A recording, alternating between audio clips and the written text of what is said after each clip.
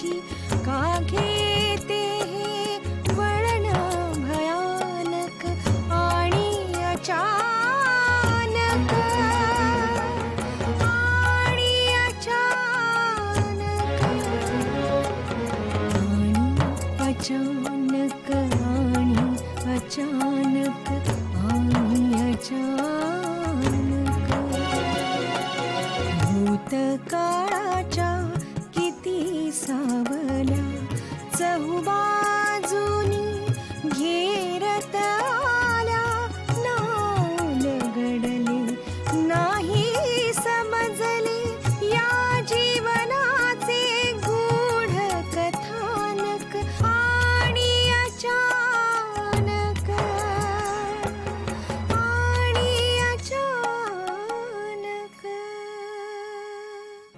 पंढरीनाथला जर जामीन मिळाला तर आय विटनेसच्या जीवाला धोका निर्माण होऊ शकतो. हे पुरणार नाहीत मला, पण ठीक आहे, भागवेन मी कसं तरी. यापुढे या बंगल्याजवळ, माझ्या बंगल्याजवळ, माझ्या मिलजवळ तू फिरकायचं सुद्धा नाहीस. ते धाडस केलंस तर तुला फार महागात पडेल. मग आता आपण काय करायचं सर? वॉरंट काढा.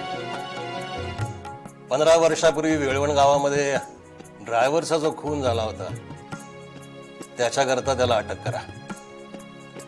15 दिवसांचा कोर्टातून रिमांड मिळवा. Yes sir. ओके.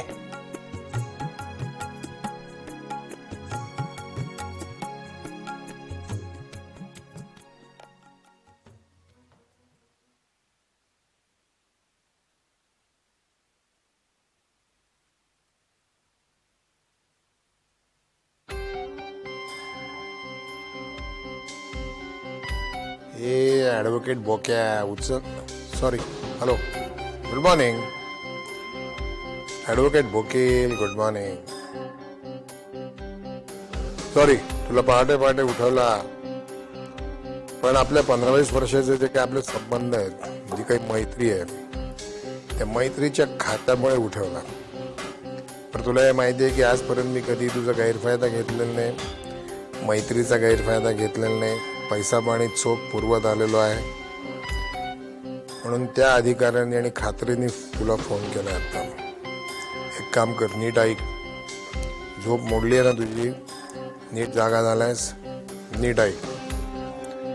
आज 11 वाजता कोर्ट उघडेल. कोर्ट उघडण्याच्या आत काय वाटेल तर कर. मला अँटिसिपेटरी बेल पाहिजे.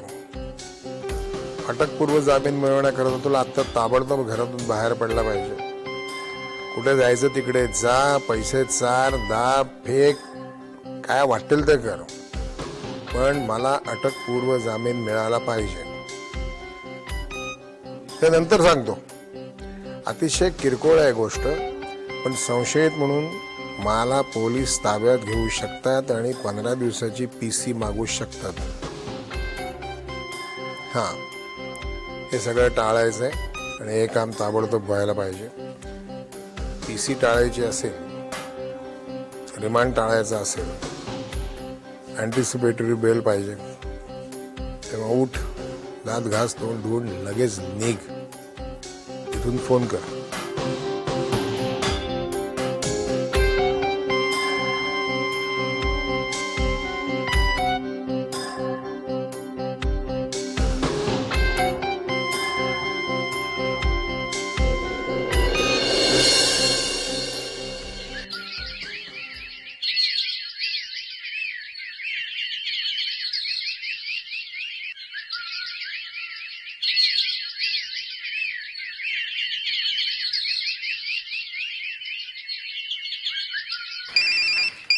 अरे काका. शुभा, मी हरिकाका बोलतोय. हा काका बोला. आज सकाळी 10:30 वाजता CID ऑफिसात जायचंय. आबा ड्रायव्हरचा खुनी ओळखायला. आबा काका खुनी समोर येणार आहे? त्याचा फोटो मी CID ला दिलाय. कदाचित खुनी समोर येईल. पण विनयराव, प्रतापराव. तू वचन दिलंयस अपराधाला शासन व्हायला हवं ना. आबा काका कोण आहे खुनी? आज तुला कळेल. बर, मी नक्की येईन. 10:30 वाजता मी तुला घ्यायला येईन तुझ्या घरी. बिल्डिंग खाली उभी राहा. जरूर. पण हरी काका, तुझ्या मनातल्या सगळ्या शंका आपण भेटल्यावर बोलू. ठेव फोन. हरी काका चहा घ्या.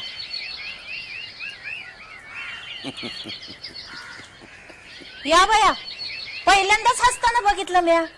हा हो.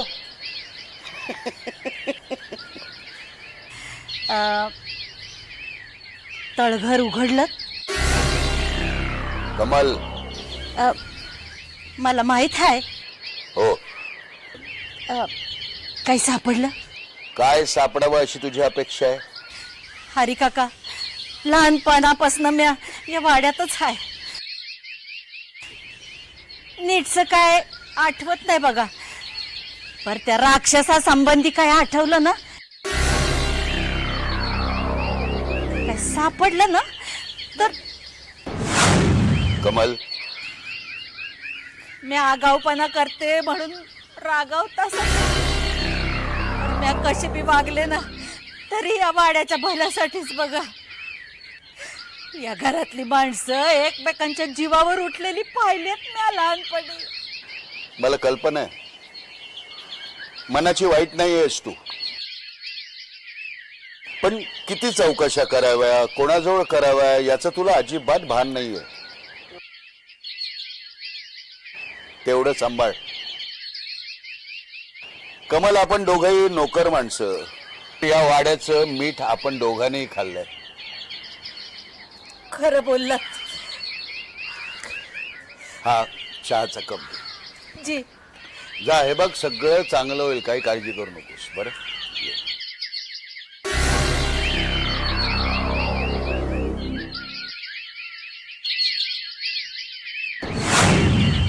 आणि अचानक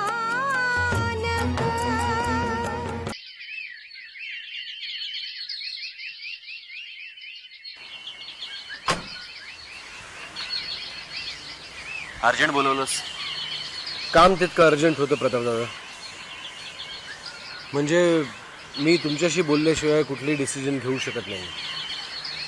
आईसाहेब, त्यांच्या आदेशावरूनच मी तुमच्याशी बोलतोय, कारण मला जे बोलायचं आहे ते बोलण्याचं धाडस त्यांच्यामध्ये नाही. तू कुठच्या संदर्भात बोलतोय नीट सांग तरी.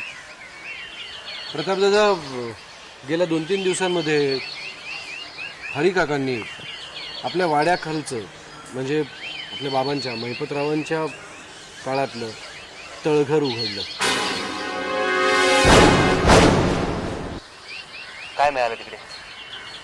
तिथे जे मिळालं ते अत्यंत क्लेशदायक आणि त्रासदायक आहे.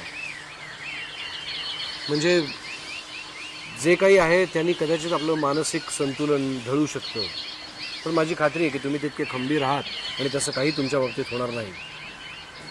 एकच गोष्ट क्लिअर करायची प्रतापदादा, मला आणि आईला तुमच्याबद्दल खूप विश्वास वाटतो. विनय, ज्या पंढरी काकांनी तुम्हाला प्रेम देऊन लहानाचं मोठं केलं, त्यांच्याविषयी बाबांनी आणि तुमच्या आईविषयी जे काही लिहून ठेवलं ते मी खरं तर नाही सांगू शकत. पण असं काय लिहिलंय त्या डायरीत? एक मिनिट.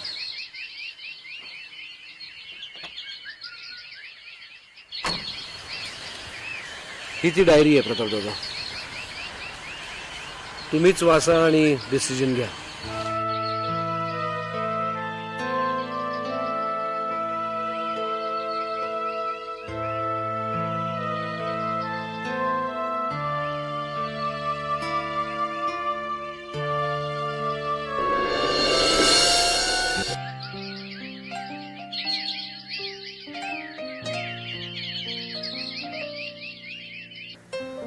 हरिपंतांचा फोन आला आणि शुभा एकदम टेन्शन मध्ये गेली. हो, म्हणून आम्ही दोघं आपल्याला भेटायला आलो. क्षमा करायचं आहे, पण हे सगळं पोलीस स्टेशनचं सगळं जरा हे बघा, हरिपंतांनी जे काही केले ना ते माझ्या सांगण्यावरनं केलं, एवढं लक्षात ठेवा. पण हरिपंतांबद्दल आमचं मत काही फार. हे बघा नानासाहेब, एक वेळ तुम्ही माझ्यावर विश्वास ठेवला नाही तरी चालेल, पण हरिपंतांवर असं माफ करा, पण गेल्या काही दिवसांमध्ये ज्या काही घडामोडी झालेल्या आहेत ना, त्यामुळे आम्ही अक्षरशः गांगरून गेलो, घाबरून गेलो. अहो, त्या खुन्यामुळे शुभाचा साखरपुडा रद्द झाला. आता हे पोलीस स्टेशनचं प्रकरण. हे बघा, आता पोलिसांसमोर त्या खुन्याला ओळखणं हे तर आता गरजेचं आहे, आणि त्याला ओळखणं आपल्या सगळ्यांचं कर्तव्य आहे ते. हो, ते सगळं ठीक आहे हो, पण समजा पुराव्याच्या अभावी तो खुनी सुटला आणि त्यानं शुभाचाच खून केला तर. नानासाहेब, ते इतकं सोपं नाहीये हो. पण आईसाहेब, खुनी कोण आहे हे आपल्याला. हे बघा मिस्टर रमेश, ते आपल्याला पोलीस स्टेशनवरच कळेल. पण आणि एक गोष्ट लक्षात ठेवा, शुभा आता आमची या वाड्याची सून होणार आहे, त्यामुळे साहजिकच तुमच्यापेक्षा आम्हाला जास्त तिची काळजी आहे. त्याची कल्पना आहे आम्हाला आईसाहेब. नाही, पण आईसाहेब, पोलीस स्टेशन मध्ये शुभा त्या खुन्यासमोर. हे बघा, वडील म्हणून तिची काळजी वाटणं साहजिक आहे तुम्हाला, पण माझा शब्द म्हणून, खरंच सांगते, माझा शब्द म्हणून तुम्ही हरिपंतांना सहकार्य करा प्लीज. पण शुभाचं काय मत आहे याच्याविषयी? तिचं काय मत असणार? ती हरिपंतांबरोबर पोलीस स्टेशन मध्ये जायला तयार आहे. मग विषय संपला, झालं तर. हे बघा, शुभाला काहीही होणार नाही, खरंच सांगते, काही होणार नाही तिला. मी प्रॉमिस करते ना तुम्हाला. ठीक आहे. मग येऊ आम्ही आता. निघताय? हो.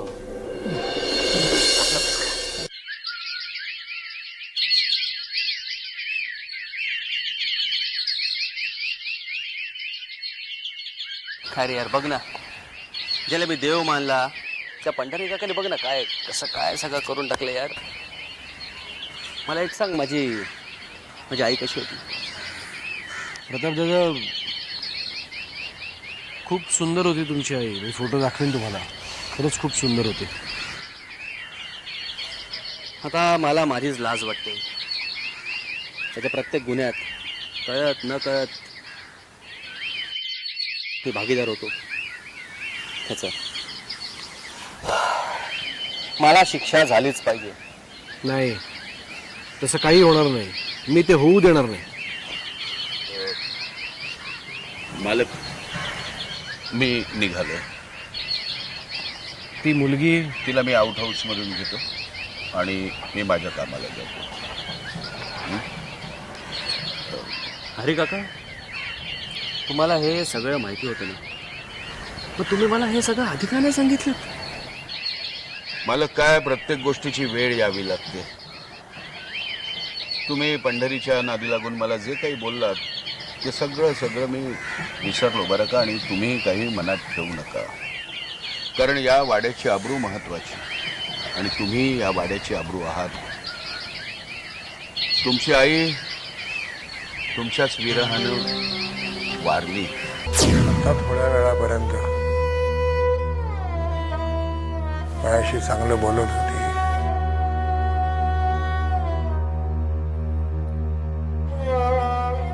मी तिची क्षमा मागत होतो. क्षमा मागू नका, पुरे झालो असं मला म्हणत होती. प्रतापला सांभाळा म्हणत होती आणि अचानक डोळे फिरवले. या घटनेचा मी साक्षीदार आहे आणि तुमच्या वडिलांची ही डायरी त्याचा पुरावा आहे. झालं गेलं सगळं गंगेला मिळालं. तुम्ही काही मनात ठेवू नका, चांगले वागायचा प्रयत्न करा, चांगले व्हा. विनयराव, मी येतो. प्रतापराव, मी येतो. जे होईल ते चांगलं होईल. हं?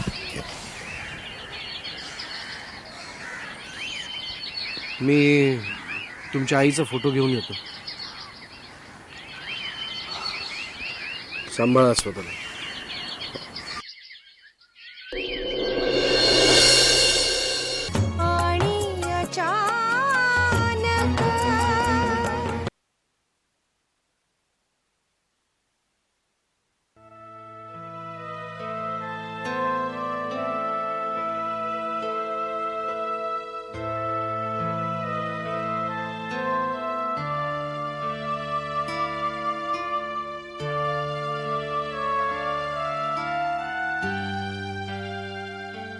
हा ॲडव्होकेट वकील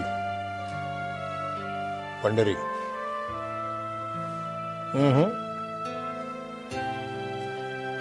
काय नाही काय नाही, एकदम स्वच्छ रेकॉर्ड आहे माझं. काही नाही, होईल ना? हो हो हो. बर, बिल मिळालं की मला फोन कर. हा.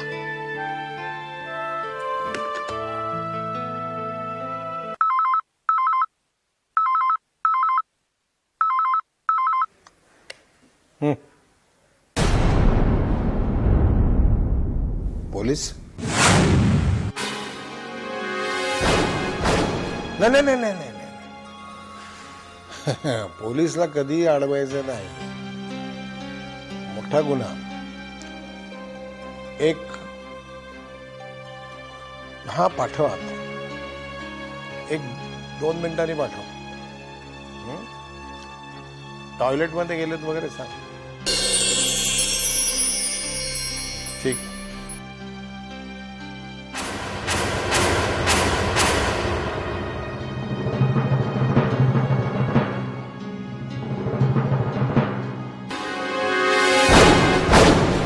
Head constable Mohite, CID branch Borivali. अरे वा, बसा.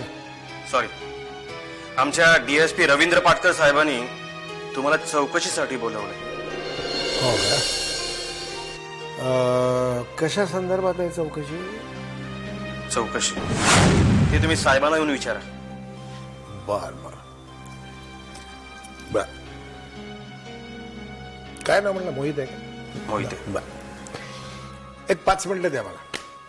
मी जरा फ्रेश होतो, म्हणजे कपडे बदलत नाही, जरा फ्रेश होतो जरा, आणि आपण निघूया. जरा माझ्या वकिलांशी मला जरा बोलायचं आहे, तेही बोलून घ्या. तुम्ही एक 5 मिनिटं बाहेर थांबा, तोपर्यंत मी आलोच. हरकत नाही. 5 मिनिटात आलो.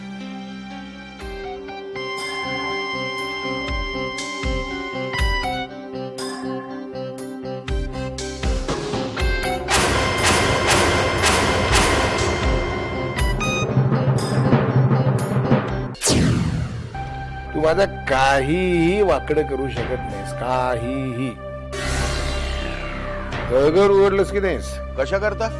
अरे, माझ्या विरुद्ध काही पुरावे गोळा करण्याकरता, काहीतरी उपाय करण्याकरता, काहीतरी खरवडून करण्याकरता.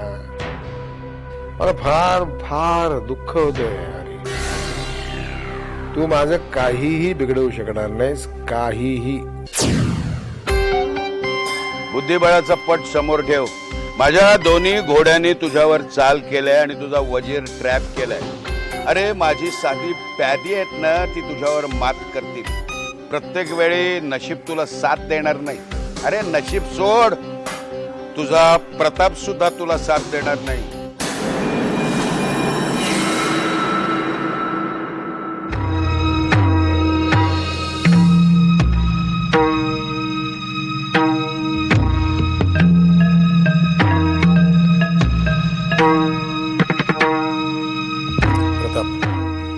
काय झालं? CID ऑफिस मधून मला बोलावणं आलेलं आहे चौकशीसाठी. ते वाटलंच मला. नाही, तू काय काळजी करू नको. तुझं नाव, तुझी प्रतिष्ठा, हे कशालाही धक्का लागणार नाही. तू काळजी करू नको बिलकुल. सगळं माझ्यावर सोपं. तो केव्हाच पोचलाय. प्रताप, हरिपंतांनी घर उघडलं. त्याच्यात माझ्या वडिलांनी डायरी लिहिलेली मिळाली, अल्बम मिळाला. फोटोच्या अल्बम मध्ये मला माझ्या आईचा फोटो मिळाला.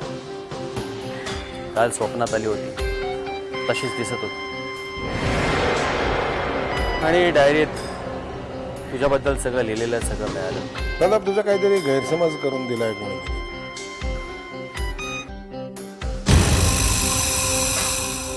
तुझा प्रताप सुद्धा तुला साथ देणार नाही. तुझा प्रताप सुद्धा तुला साथ देणार नाही. अरे तुझा खेळ अजून संपलेला नाहीये. संध्याकाळपर्यंत संपेल, कारण तुझ्या पटावरचा राजा प्रतापराव माझ्या ताब्यात आहे. अहो हरी पण किती उशीर, मी कधीची वाट बघतीये. नाही काय, पोलीस स्टेशनला थोडा वेळ झालाच. म्हणजे अंकिताची आणि शुभाची स्टेटमेंट लिहून घेतली. ज्या काही चुका तुम्ही केल्यात त्या नकळत केल्यात ना, पण तू पुन्हा पंढरी काकांचा फोन. वाजून वाजून बंद होईल please. Pratap me hello Pandhari काका, विनय बोलतोय. प्रताप दादांना तुमच्याशी बोलायचं नाहीये, तर प्लीज फोन करू नका.